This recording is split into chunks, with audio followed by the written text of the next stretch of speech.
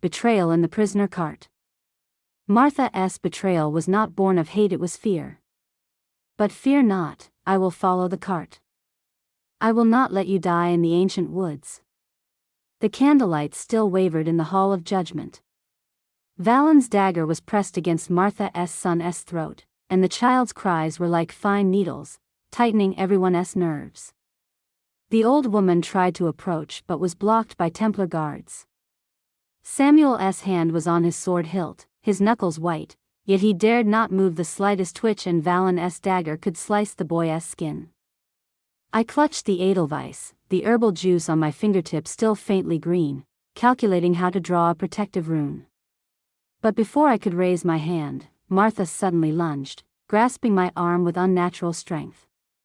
Tears were still on her face, her eyes terribly red, but she screamed, "Go!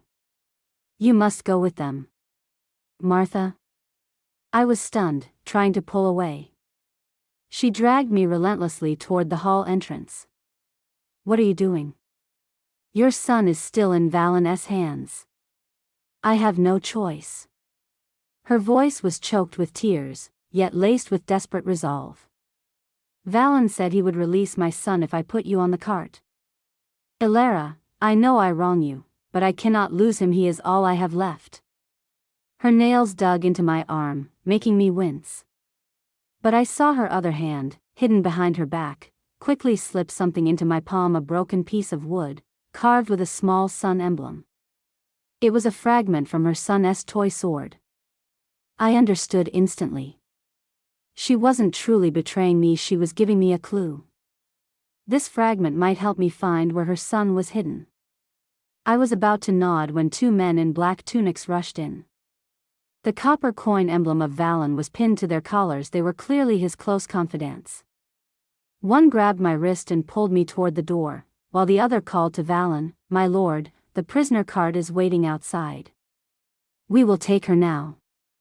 Valen's dagger eased slightly but still held the child. "Guard her closely. Do not let her escape.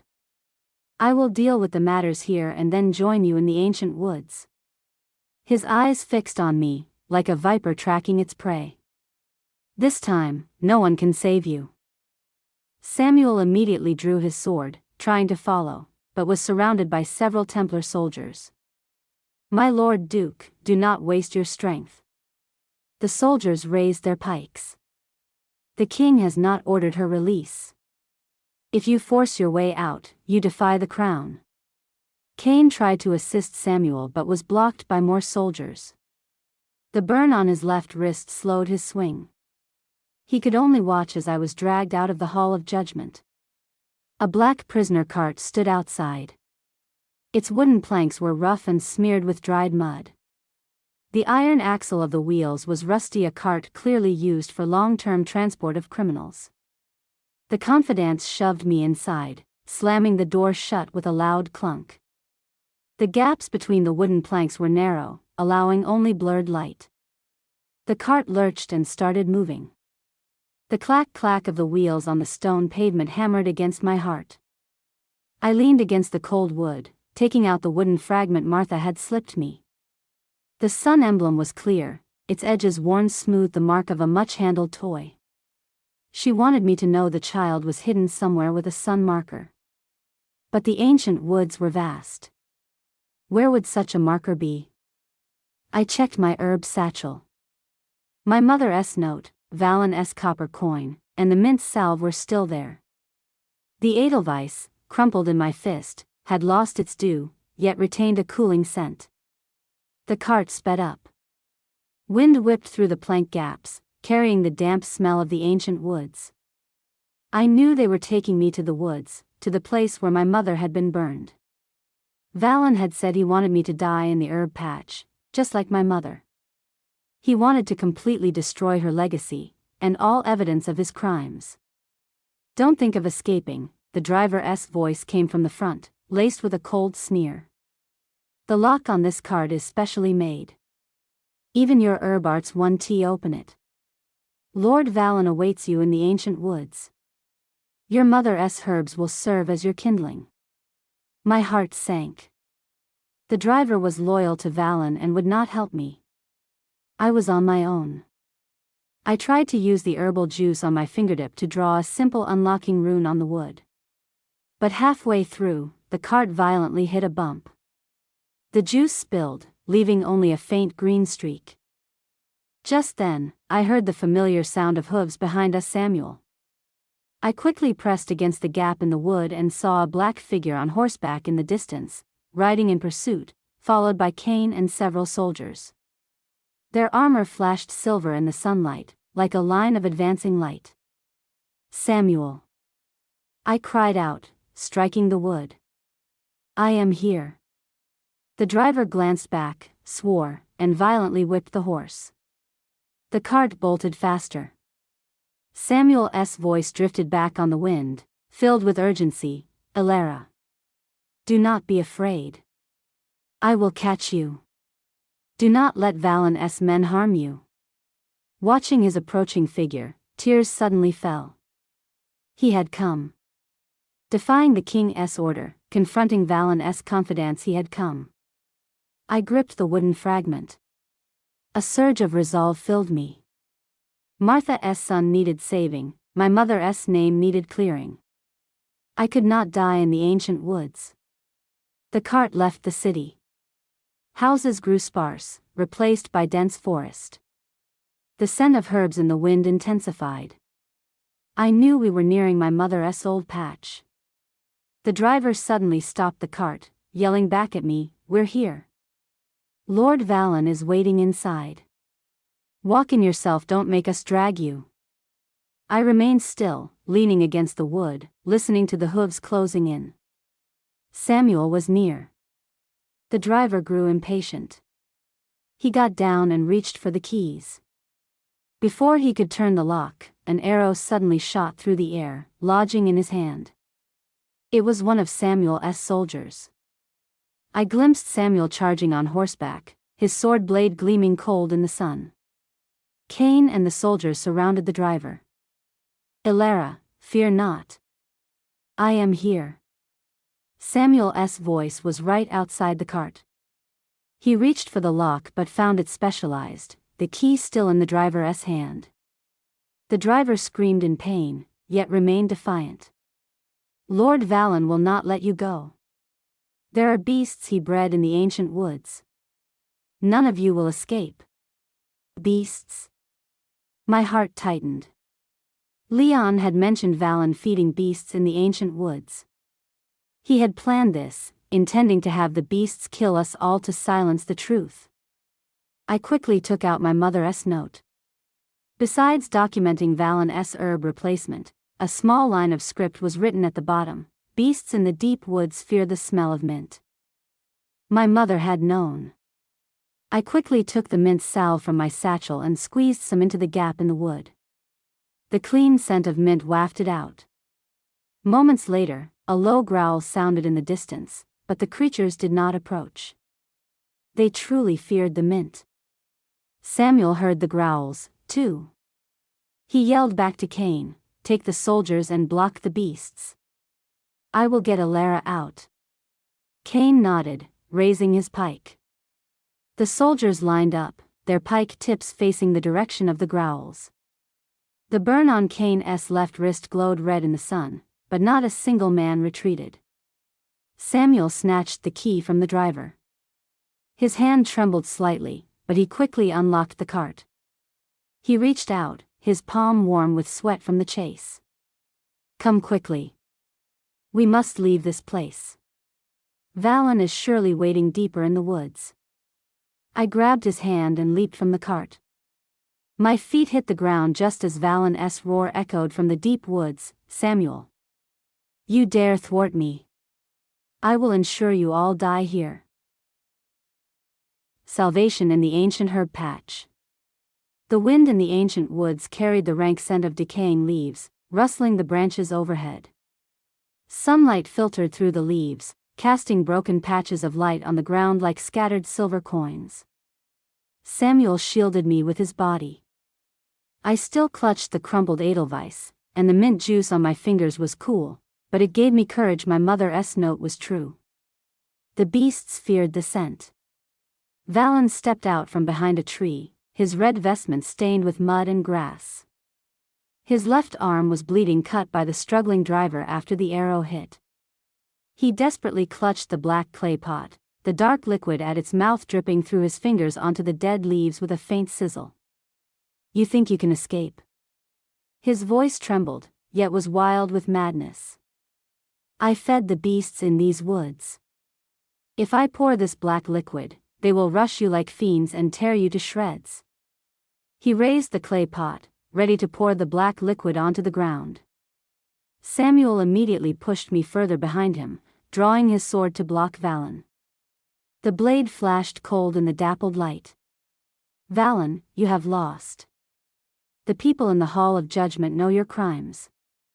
The king will not believe you. Further resistance will only make your end uglier." "Lost? I have not lost." Valen suddenly laughed, tears streaming from his eyes. "I spent 20 years clawing my way to Inquisitor, only to find the way to control the beasts. If I kill you all and burn the witch's corpse, who will know I replaced the herbs and killed the soldiers?" He slammed the clay pot onto the ground. The black liquid splattered, spreading like a black serpent deep into the trees. Soon, the beasts' roars echoed louder and more frantic than before. Samuel's face tightened. He yelled to Cain, "Take the soldiers and hold the path. Do not let the beasts charge us." Cain nodded instantly, raising his pike. The soldiers formed a line, their pike tips pointed toward the direction of the roars. The burn on Cain's left wrist was red in the sunlight, but not one man retreated. I reached into my herb satchel for the mint salve. Most of it remained, enough to repel several beasts.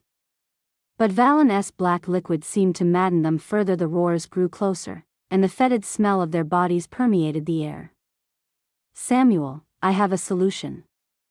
I tugged at his cloak, wiping a touch of the mint salve onto his scabbard, drawing a simple protective rune. "Mother said mint calms the beasts. I can draw a large calming rune that should stop them." Samuel looked back at me, his eyes filled with worry, but he nodded. "Be careful. Do not let even the shadow of a beast touch you." He took a step forward, his sword pointed at Valen.